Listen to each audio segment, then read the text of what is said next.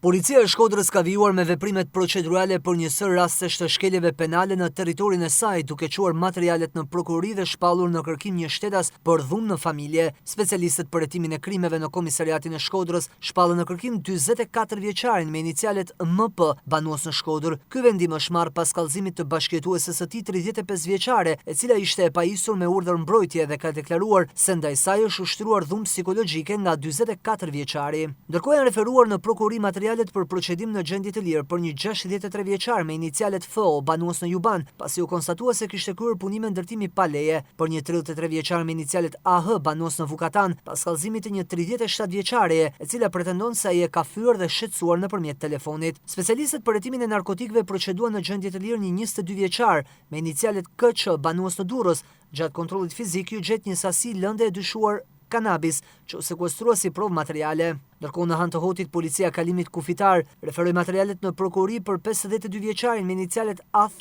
administratori një kompanie që dyshohet se ka ndihmuar një shtetas afgan të pajiset me vizë pune false, duke ofruar kurse dhe dokumente të dyshimta. Procedimi ka nisur për veprën penale, veprime që lehtësojnë trafikimin. Në fushën e qarkullimit rrugor janë evidentuar disa raste. Një 66 vjeçar ka humbur kontrollin me motomjetin në aksin Shkodër-Velipoj dhe është rrëzuar, ku është dërguar me urgjencë në spitalin e Shkodrës dhe po merr trajtim mjekësor. Gjithashtu janë proceduar penalisht një 24 vjeçar banues në Dobraqë dhe një 18 vjeçar banues në Shkodër, si dhe një 16 vjeçar, pasi u konstatuan duke drejtuar motomjete pa leje drejtimi. Për të gjitha rastet, dosjet hetimore i kanë kaluar prokurorisë së Shkodrës.